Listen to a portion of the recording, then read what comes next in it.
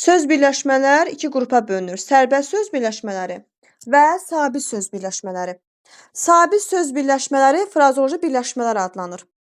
Frazeoloji birləşmələr bir leksik məna ifadə edir uşaqlar. Yadda saxlayın. Bəzən frazeoloji birləşmələr dedikdə ilk ağla gəlir məcazi mənalı sözlər.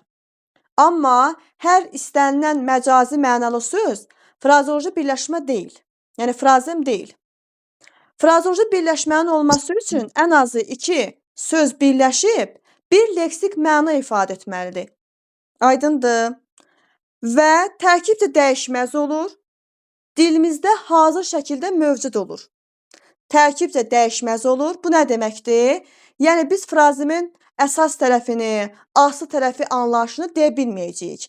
Sərbəst söz birləşmələrində bilirsiniz ki, əsas tərəf anlayışı olur, aslı tərəf anlayışı olur. Amma frazeoloji birləşmələrdə belə bir anlayış yoxdur. Çünki iki söz birləşib bir məna ifadə edir. Qulaq asmaq dedik.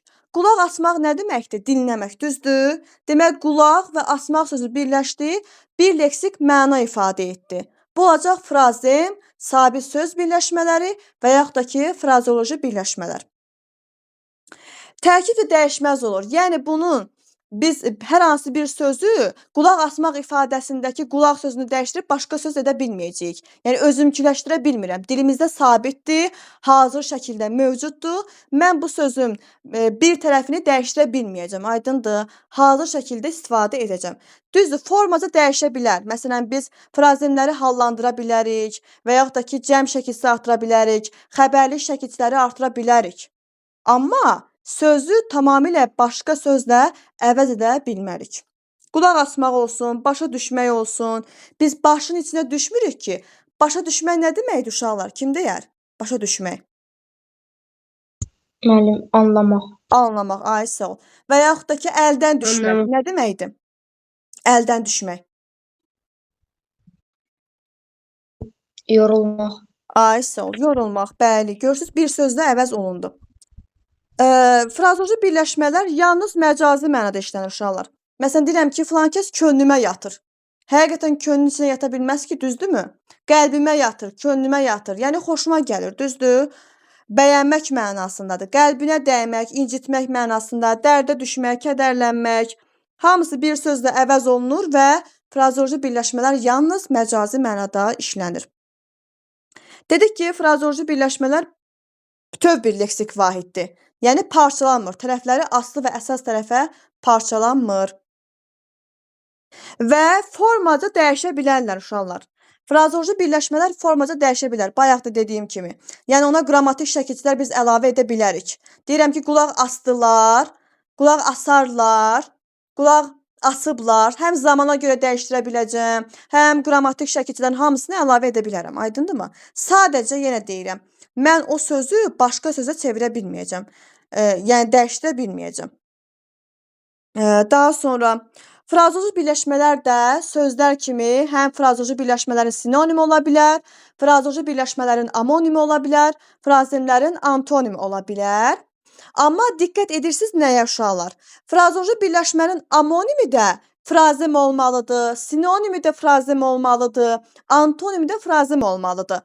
Məsələn, deyirəm ki, könlünə yatmaq, bəyənmək. Sizcə bu doğrudurmu? Bu sözlərin sinonimi doğru mu verilib? Deyirəm, könlümə yatmaq ifadəsinin sinonimi bəyənməkdir. Bu doğrudur. Bəyənmək frazem deyil uşaqlar. Deməli, yanlışdır. Frazemin amonimi də, frazemin sinonimi də, frazemin antonimi də nə olmalıdır? Frazeoloji birləşmə olmalıdır. Yadda qalar. Məsələn, deyirəm ki, can vermək. Can vermək bizim məşhur amonim frazemlərimizdən biridir. Deyirəm ki, yağış susuz torpağa can verdi, yəni həyat verdi. Bir də deyirəm ki, tutaq ki, o atasının qollarında can verdi, yəni öldü, düzdürmü? Deməli, can verməyin iki mənası oldu. Bir, demək, həyat vermək, yaşatmaq, yeni həyat vermək, bir də ölmək mənasında. Mənaları nə oldu? Tamam fərqli oldu. Biz də demişik ki, yazılışı və deyilişi eyni, mənaları tamamilə fərqlənən sözlərə nə deyirik? Amonimlər deyirdik. Deməli, biz də burada gördük ki, frazem də amonim ola bilir. Və yaxud da ki, sinonim. Dil ötmək, dilotu yemək. Dil ötmək nə deməkdir uşaqlar? Dayanmadan danışmaq. Çox Çox danışmaq. danışmaq. Ay sağ ol. Dilotu yemək nə deməkdir? Müəllim, dilotu yemək. Çox danışmaq da yəni. Yenə Hə, çox danışmaqdır. Bəli.